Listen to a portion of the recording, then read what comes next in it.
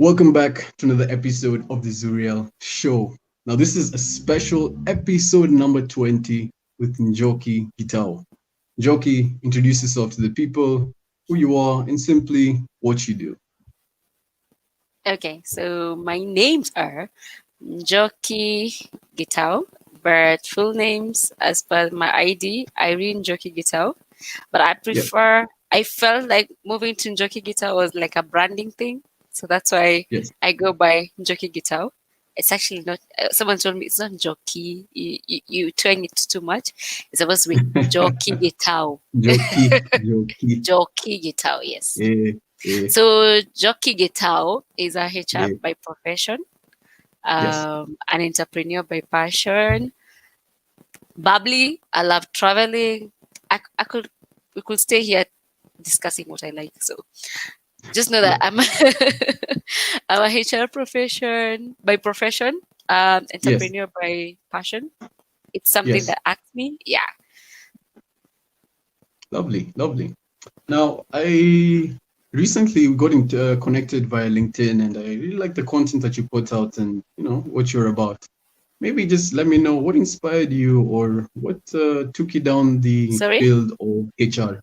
What took you down the path of HR? What inspired you to get into the HR field? Okay. Getting into the HR field. Okay, this is going to sound funny. And this is to anyone out there thinking like this podcast is for people who made it in life. I was not the best in school. At some point, I started like lagging behind. I think when I got into class 7 or something. But I thank my dad so much because he believed in me. He said, you know what, whatever grades you get, even in high school, I'll take you to one of the best universities that you would want to go. So basically that meant going through either bridging or a diploma. So luckily it was the diploma way. And then by then I knew someone who was doing HR. And so, my parents are not degree holders, they're into business. So I couldn't go to them and ask them, what should I pursue? So basically what happened is I asked a friend, what do you think is marketable out there? So someone says, definitely not marketing. That was in 2010. So definitely not marketing. Think about in the lines of HR. So I actually got myself into HR through someone just telling me, this is the path you need to go through. Yeah. So it was not, I wouldn't tell you I was born dreaming about being a HR. Yeah. Yes. That's actually interesting to say, because I know people's stories and their climb to success is really different. And it's interesting you say that, this whole podcast, I guess everybody's not just started off in the right foot. I myself, can attest. I've actually never shared this, but I myself actually, I won't say I was the best student. I simply found my way as I started being practical with what I was doing. I've never really touched on this, but what did you get in? No, that's not. That's just like, no there's problem. some things are private information. So yes. the government decided to leak information, you'd actually sue them. You're like, nah, dude. Nah. So of course, they would actually only employers know that because you have to provide certificates, but to the public, nah. Yeah. let's just gently move forward past that.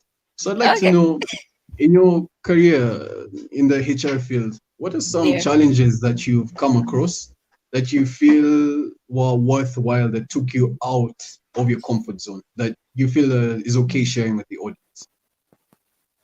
So I would mention just but a few. No problem. So I was privileged to get out of campus, and that's why I'm saying this podcast should not be viewed as it's just story of Machupi. So I was just out of campus. Yes. I got my first job all the way to Konza, even before Konza was Konza. And then luckily I got a role with a corporate, a big corporate, yeah? Yeah. And my journey with HR, with HR started from there. But I would say basically my challenge was viewing HR in a different perspective, because when you move from a business, the way I just say the Kenyan companies just operate day by day. Like, as long as they're making profit, that's business to them. So they don't really focus on the HR bit. So I know Machakos labor codes because I was taken there, and I didn't even have experience. I didn't know what to go and say in court. Why are these employees not allowed to get into unions? I didn't have answers for that. But when you get into the corporate world, things are streamlined. And that's why it was a challenge for me, because you're moving from where things are not working to where actually things are working. So sometimes you're like, what is my role here again? Yeah. And then the other challenging thing was I used to see a lot of redundancies happening. Yeah. Until one day I was on the chopping board for redundancy. So, so as a HR profession, it sets you back and you sit down and say, this is what you've done to other people over the years. I've been a HR professional for 6 years. Yes. But once the chopping board lands on you, it's totally different. Yeah. So for me, was again to reinvent myself as a HR profession, because it happened this year in February. So basically it meant applying for jobs. There's COVID, things are not working. You send, as a HR person, whereby you send CVs to other HR people, but they don't even look at the CVs or even send you a regret email. So for me, it was challenging, and that's why I was like, it doesn't even work. This doesn't even work for HR people. Yeah. So yeah, it was a bit, for me, that was the biggest challenge. But I thank God that immediately after February, I got a job with an audit firm in March. So that's God. That's why I tell people, you need to pray.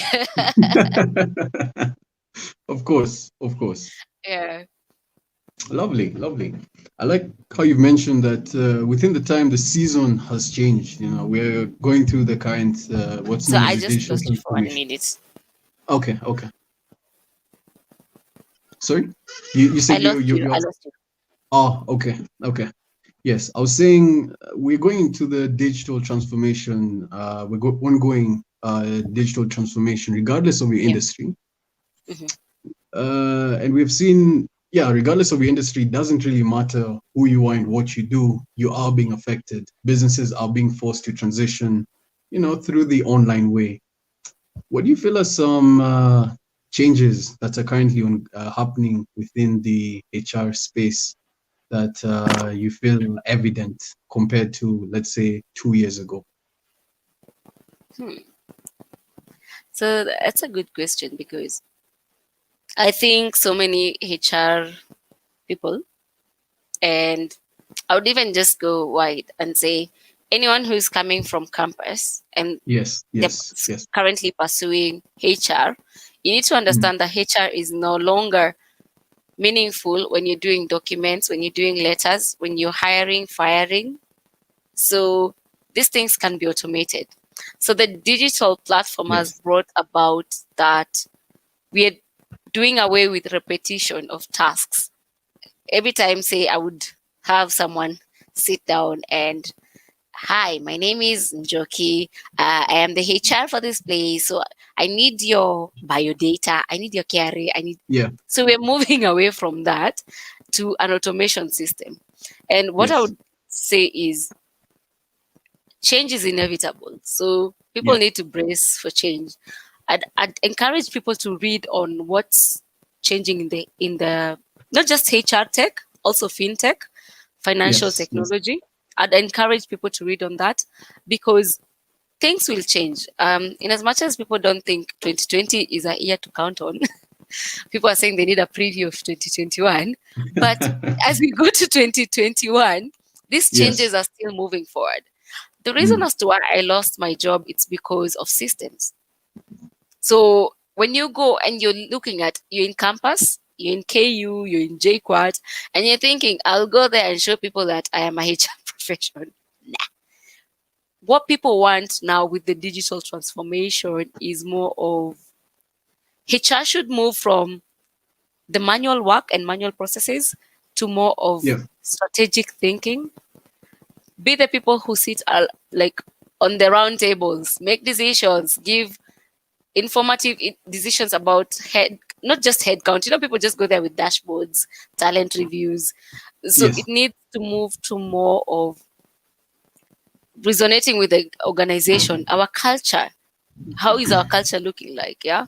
How do we move forward in terms of how do we empower employees? How is our employee engagement? So that is what HR should move to, instead of really dwelling on processes, especially manual processes, because I tell people, take a tour to India virtually. So take a tour to India virtually and see what Indians are doing.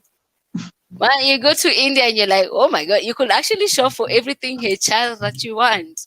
If you want leave management, you have it. So even anyone sitting as a HR person, say in any company, it doesn't have to be a corporate. You just have to go there and tell these people, inform your bosses, and look like you're the person who is driving towards digital transformation. Let not your boss tell you, technology is here. My friend, you don't have a job. You get so, and I feel that's what happened to us, because we thought that, they'll keep us. We are HR. So I tell people not to be very comfortable, to look at and research, because all these things are online. Go just search anything, HR software in India. You will see so many results, what people are doing with systems, how people are simplifying jobs, and especially like say digitization in the area of recruitment and onboarding. You didn't realize at some point there'll be virtual recruitment, and especially with now remote working, there'll be virtual recruitment. There'll be chat boxes everywhere, where I don't need you to tell me your day one, this is what you do. Day two, go to the company, look at what we have. Day three, learn our products. No, you don't need HR to do that anymore. So I'd encourage people to now start HR professionals to start thinking strategically. So, and to companies, to companies, I'd say start investing in systems. You do not want to have someone seated there and all they can tell you is, boss, tuko na watu 200, we need to pay. This is data you can go to the system and get. So you need someone who is telling you, boss, our culture needs to change. Yeah, we need to have an employee retention tool and look at how can we retain our employees, because so many times you find people are just leaving the organization because it's okay, but it takes HR to drive that synergy to all organizations. We need to just move away from hiring, firing, onboarding, I don't know, documents, I don't know, content, and especially where people like disciplinaries, so that you can, you can terminate people. And people actually view HR in that light, that we're only hiring people, firing people, sitting on these disciplinary panels. And one day these things will shift. So where will you be as a HR profession with the changes? So that's what people should, HR professionals should start thinking about. Wow, very insightful, very, very insightful. And I like how you give both sides to the story, not just look at it from the perspective of organizations, but then also on the side of also people who are looking to come into the space. Especially the people who are looking to come into. Because and I encourage people to also look at how can you create jobs through HR. You don't expect to have jobs that existed in the 70s, in the 80s, 90s to still provide you jobs today. We're moving into fintech, HR tech, and all these agri-tech. So you don't expect these jobs to still exist and give you employment, yet people are moving. So I would encourage people, and this is something schools don't teach us. I'd encourage people, research. Just don't sit there and, this will sound bad, but just don't sit there and watch YouTube videos about someone who took breakfast in the morning. You can actually, can actually just do something constructive. There's so many videos. Visit Silicon Valley, and I've told you, you can visit India virtually. You don't even need a passport. You don't need a visa to India. to see what's changing around the world. Yeah. Very interesting take. One thing I'm big on, Mhm. a good number of my listeners are usually the youth, that is, because that's our goal at Zuriel. We're looking to impact the youth to solve the digital divide within that particular demographic. Yeah. One thing we're big on at Zuriel is focusing on pushing the youth to build their personal brands on LinkedIn. It's very, very important, because one thing we're seeing at the moment is, yes, having a CV is important, but then, as you're saying, the whole process of recruitment is changing as a whole. Yeah. And if a recruiter can actually simply, and you can, if your opinion is different, I do not mind, but a recruiter can come on your profile and the opinion about you might actually be changed simply because you're this person who is you're putting out content to do with what you're interested in. Let's say you're in the IT space and you have a blog where you talk about interesting things, or you're always sharing content and you're someone who's always posting within the community. So building a personal brand is something I'm a huge advocate on as we move forward, as this digital engine picks up as we move forward. Because Generation Z and millennials, we're big on the internet. It's pretty much what we've grown up with. But the problem is we're not using these tools to our advantage. I recently, I've been on LinkedIn for about 1.5 years, a year and a half now, a year and a half. And the amount of opportunities that have simply come my way, not even because of applying, but simply because of putting out content, is almost remarkable. And that's something I'm really trying to push the youth towards. Now, tell me, in the field of HR, do you feel like that's something that would work? Someone building their personal brand to separate themselves, or that really is not a differentiating factor within the HR space? Okay, I'd say it's 50-50 in a way. Yes. And that's why I'm saying it will get to a point that, you see, when you go to AI, artificial intelligence, and Yes. we'll get to a point that we're having recruitment, hiring that is not biased. That someone didn't just watch my video and said, this chick has too much makeup on. Yes. Yes. Oh, this chick looks like she has so many responsibilities. Yeah. So, Right. so I would actually say that it's 50-50. But the online presence on LinkedIn, I would say it has an impact. Because I'll be honest, in my case, I was so comfortable with the organization I was with. And then until they said that we are going to get to be redundant, and you're like, what the hell? What do people do when they're redundant? And then luckily I went through this phase because we were such a big group that was going home. Yeah. So the company was really good that they invested in training.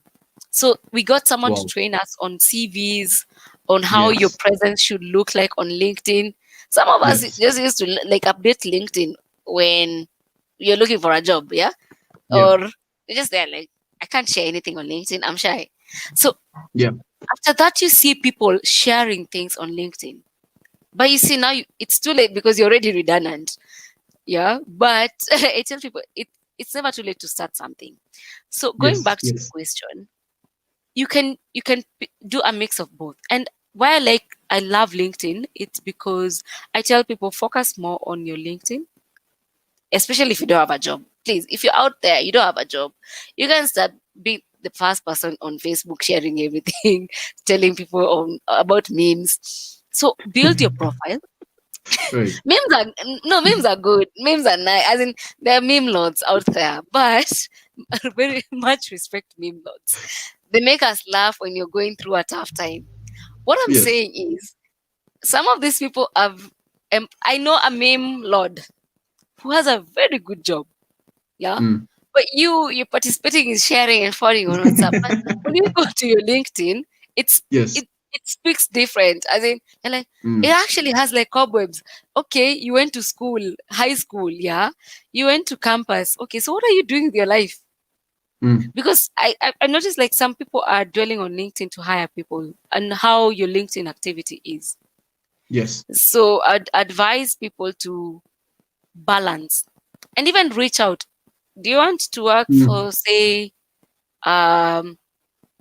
just any big company out there. Yes. Go to Yes. LinkedIn. You'll even find their CEOs there. Yes. I was actually desperate. Like, I didn't want to stay with my mom for long after Yeah. campus. So I just reached out to one of the CEOs on this platform on LinkedIn, and he responded. And he said, we can Mm. actually give you an internship. And then Wow. at the same time, I'd sent so many other internship requests that now you actually, now wait, what are you paying me? So The it, opportunities, there's not an abundance in opportunities through you now yes, seeking them out. yes, Yeah. Yeah. Yeah. yes. So I'd say move your energy to LinkedIn and see Yes. how it works. If it doesn't work, then how do you next make the next step? Do you reach out to people where you want to work? Because you have to have a focus. You have to know what companies you want to work for. You can't Yes. just go there and say, anyone who gives me a job, I'll take it, which is Mm. okay. But Mm. you need to have goals and say, Yes. I don't Yes. want to work for PwC. I don't want to work for Philips. Yeah. So you have to have a goal around that and work towards it. So both platform, I think LinkedIn would work out perfectly because recruiters nowadays, I've seen so many recruiters are going back to LinkedIn and moving away from the manual way of looking at your CV. And then Yeah. before, some people don't even update their CVs. I forwarded a job, a position to someone the other day, and he said, "Well, the last time I updated my CV was 5 years ago when I was joining this Mm. organization." So you're like, Mm. Mm. okay, so people don't regularly like update their CVs. What they do is forward, forward. Yes. Yeah, and that forward it has been missing you out. Like, you've been missing out on a lot of Mm. Mm. opportunities. And I would say the other thing would be networking. I can't say just wait for a recruiter, send CVs, network. Because my Lovely. after Mm. redundancy, this role I actually got it through networking. Yes. Yeah. So I told someone, yo, I'm losing my job. And to them, I was actually like, it was light. And I'm losing my job. They're like, oh, really? You? And like, yeah, I'll be redundant. Do you have anything in your organization? Yeah. So start hanging out with the right people who Yeah. will give you your next, as in direct you to your next move. Yeah. Lovely. Honestly, you've really packaged that even more than I actually thought you would. Very, very thankful for that. Good. Maybe just to wrap that up, maybe someone who's considering LinkedIn but doesn't know exactly how to start. Maybe I could just touch on this for a minute or so. Number one, don't overthink LinkedIn. That's the number one thing people do when they come on LinkedIn. Yeah. You think that, okay, you go on and you scroll through and you see all these people who are getting 50 likes, 200 likes. And when you put up a post after 1 week, you're getting zero to no engagement. Maybe I could actually share this. I once got Um, just one after all that effort. One like, really? right, No, but you right. see, LinkedIn has this thing that shows you the Yeah. views. So there are over 650 views, but one like, really? Really? Yeah, yeah, yeah. You're wondering where all those views translating, why is nobody. Yeah. But that's how it is. Maybe just to pick that up. Uh, the first 2 months when I joined LinkedIn, I got zero to no engagement. And most people, when that happens, they stop putting out content. They just stop, they give up. And what you need to realize when it comes to LinkedIn, you have to keep testing and testing and testing, and keep building your audience and test and build and test. Because at the end of the day, you're not coming to LinkedIn for people to just praise you for putting out content for the sake. People will engage with your content because it's actually valuable to them. And the only way you'll be able to figure out what's valuable to your audience is once you're able to now pick up and see what people are engaging with your content. That's a story for another day. Uh, Yeah, actually, Podcast you're session for right. another day. Because Yeah. most people don't even, after I try to look at how are people sharing about what they want, as in about the experience they've had, and you realize Yes. most people don't. Most people Yeah. are just there waiting for someone to discover them. Yeah. And Yes. I tell That's people, yeah. Mm-mm. we don't have those people who are looking for people to be discovered anymore. Yeah. Yeah. It doesn't Yeah. work like that. So Lovely, you need to lovely. put yourself out Yeah. there. Mm-mm. So moving on, I just want to know, within your career, there are days where you put in so much effort, but the reward is not what you expect. what keeps you inspired, during those days to keep pushing forward? I hate being broke. Straightforward. I hate being broke. Yes, yes, I need to afford things in life. Anyway, jokes aside. yes. So what keeps No, me it's true though. It's really true. what keeps me inspired, Yes, I'd say, is I listen. Okay, I know people are not into motivation speakers, but I tell people narrow them down. You don't need everyone to motivate you. yeah, yeah. So narrow it down. Like my main people to go to Steve Harvey, Miles Monroe, Leslie Brown, and Denzel Washington. Yeah. And I realized that there's this one thing that I resonate with, that if you do not take risks now, the ghosts of of your ideas and your dreams. Yes, I think that yes, was yes, Leslie Brown. Will yes, come one yes. day to you on your deathbed and On your like, deathbed. we Yeah. came to you and Mm, and now we're going to die mm, with you. yes, So what yes. pushes me is sometimes, okay, what pushes me is I hate that tagline of I wish I did, I wish I tried Mm, this. So I'd say, wow. yeah, Mm. push on. Like I don't want to go back and say, man, you know that, but then, and it has happened. There's a time I told someone that idea was mine. Someone told me, no, that idea is not yours. That person executed it, so that is his idea. Yes, So it's yes. not yours. You had it, you didn't do anything Nobody about it, owns it. so you Nobody can't owns the claim idea. it. Yes. Interesting take. One thing that's I see it's quite common among Mhm. the different guests I've had when I ask them that same question is we usually focus on eliminating our regrets. And that's also something Yes. I'm big on. And it's Yeah. really nice to share that with my guests at the same time. So it's an interesting take. No, So, actually, so yeah, mhm. yeah. Please go. No, no, please go ahead.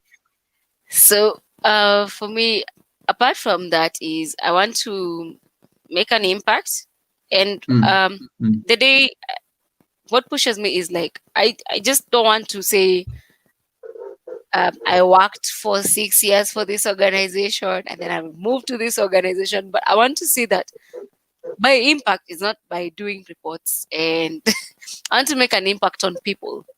Yeah, mm. because you see, when you make an impact on people, it's a legacy. When you make Yes, an impact on processes and systems, you only one day forget. You don't remember sometimes that, oh, Jackie did this process. It actually yes, takes someone else takes credit for it. Yeah, but I want to make an impact on people, and yeah, I believe that. And this goes back to Miles Monroe. He said, every day you wake up, it's a sign that you have not really fulfilled what you're meant to fulfill on earth. So every day I wake up, I'm like, that means there's something I have not done. lovely, lovely. Thank And I agree. There's a whole aspect of humans. You will never truly reach your full potential. There's that thing where there's a lot of people we're living through life thinking that we've reached our full potential when maybe you've Yeah, just scratched 10-15% of who and what you're actually meant to be. You know, really yeah. enjoyed the session. Now, just to wrap up, as we touch on the final question of the day, honestly, time has gone by really, really fast, very Oh, it's surprisingly. 28 minutes in. Time has gone really fast. I really enjoyed the session. So, just to ask the very final question of the day, what's one piece of advice, if you could be able to go back to talk to your 20-year-old self, that you'd give? If you're able to give a phone call or simply travel back in time to talk to 20-year-old Njoki. Hey, you see, a 20-year-old jockey, I would write notes, like I'd fill this book. But for a 20-year-old jockey, I would say, Yes. and it's just not a 20-year-old jockey. I think okay, I'd say things happen for a reason. I always wanted to start my own company. So I'm turning 29 on the 25th of October. And I realized Ooh, I don't want, congratulations. uh, Mm, I don't want to get to 30. Oh, do you yeah. see that? Do you see that over there? That's take on over there. Yes, yes, I do. That's my vision board. Wow. So I looked at it the other day and I was like, should I go with how people are saying, 2020 didn't work out, so retire, as in we need a preview of 2021. But then I looked at it and realized, even if 2020 was a mess, I still had goals that I needed to achieve. So I'll tell my 20-year-old self, put up a vision board. Where do you want to head to? Because I don't think I had that.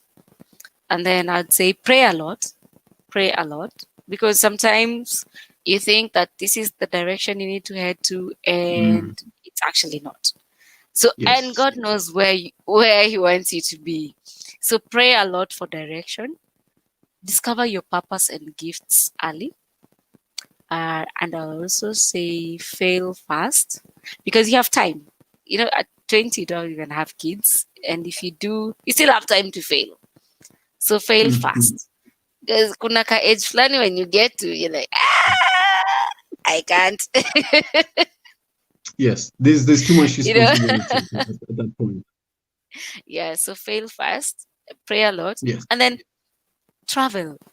Travel exposes you to so many other things. I'll tell my 20-year-old self, at least I didn't do this at 20 years old, but I'll tell my 20-year-old self, stop throwing birthday parties where people can't even remember how old you're turning. Take that money, travel.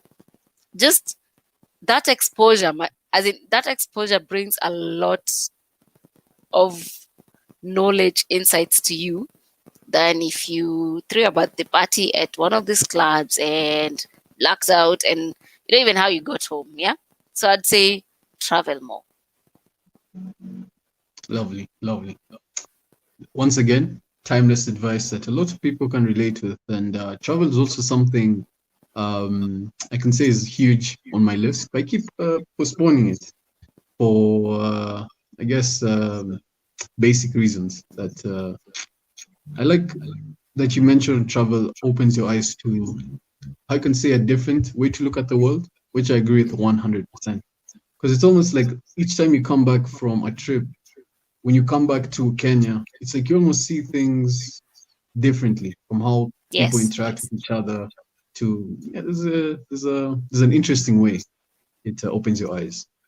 It does, and that's what I'm saying. Like, when you put a vision board, you put so many things that are very serious. A vision board gets you to do serious things. You can put like rave, what, Yes. So a vision board gets you to do serious things. And that's what I'm saying. Like, the moment every day you wake up and you're looking at your vision board and you're like, oh, okay, I haven't done this and that. Yeah. So, and I started doing it the other day. So that's why I'd say I'd tell 20-year-old self, yes, that start early. And if you have any business ideas, start now. That's what I'd say. Actually, before I wrap it up, start now, because I'm starting now. Something I think I would have started way back, but it's the journey that counts. It's the learning along the way that counts. Yeah. So don't regret. If you're in your 30s, in your 40s, you can still start over. I believe in starting over. As long as you have your mindset that you've learned. Learning is the most important thing, as in along this process. So start now. Don't say, oh, I used to have this idea. And you see someone, that was my idea, because it's no longer yours. Yeah? Nobody owns the nobody you don't even have a patent on it, and you're like, that's my idea. Of course. Yeah. I like that. Honestly, this has been a really, really fun and engaging session. Really, like, those 30 minutes have just blown by really fast. Just one very last question. I promise is a complete last one. You said it's last. Like, this is the last question.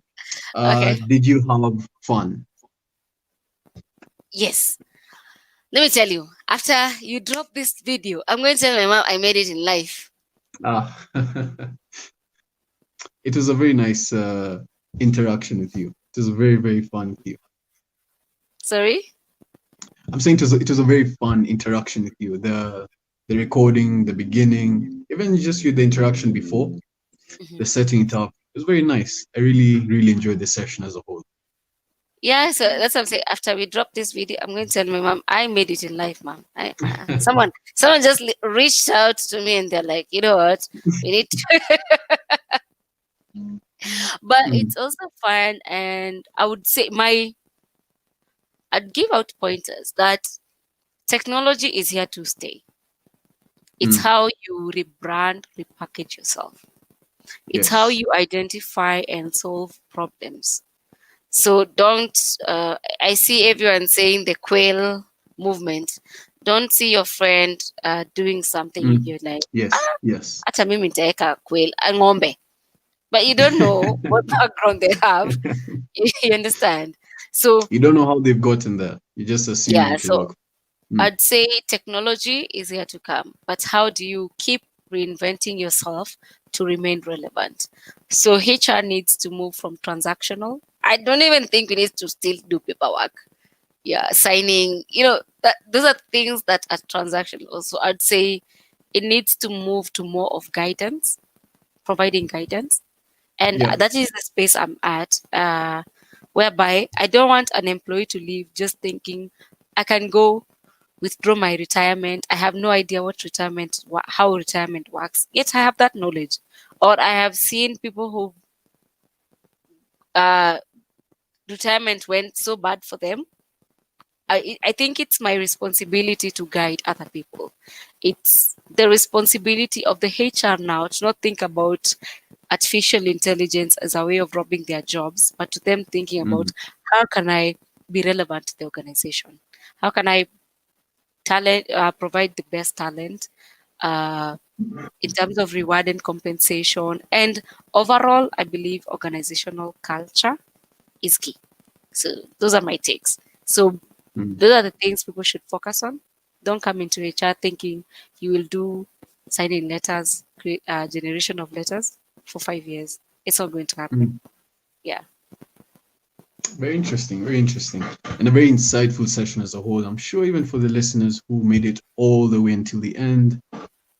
Yeah, just to wrap up the episode. Thank you so much, Njoki, once again. This has been an amazing, amazing session. I've never laughed as much Oh, really? throughout my no. It's been very, very, Actually, very the role entertaining with as a whole. Churchill, yeah, I get that a lot. Oh yeah, it's been very entertaining. Very, very entertaining. You have a Mhm. really great personality. You should consider having a podcast of your own. Oh, You consider really? it. I get that a Yeah. lot. No, you should. You really should. Yeah, see how Okay. it goes. I'll It's think about it. yeah, I'll think about it. of course. And you can always reach out to me for tips, how to get started, yada yada yada. Simple stuff. That could be a co-host, right? Of course. For Of starters, like course. an intern Exactly. podcast co-host. Exactly. Exactly. Lovely. So to wrap up, thank you guys for making it all the way until the end. This has been episode 20 of the Zuriel Show. I know it's written 19, but it's meant to be 20. Either way, thank you guys for making it all the way until the end. It means a lot to us. Be sure to leave a like, subscribe, and comment your thoughts down below. See you soon. Have a good one. Be sure to check out how can the people get in touch with you. Sorry? I How missed can that. the people? It's okay. How can the people get in touch with you? So just my name on LinkedIn, Njoki Gitau. Don't let the picture there fool you. I took it, I think I was 23. So things have changed. But yeah, it's still me. Yeah. So Njoki Gitau. Excellent, excellent. Right, that's been another episode of the Zuriel Show. Be sure once again to like, subscribe, and comment. Stay blessed and have an amazing weekend ahead of you. Goodbye.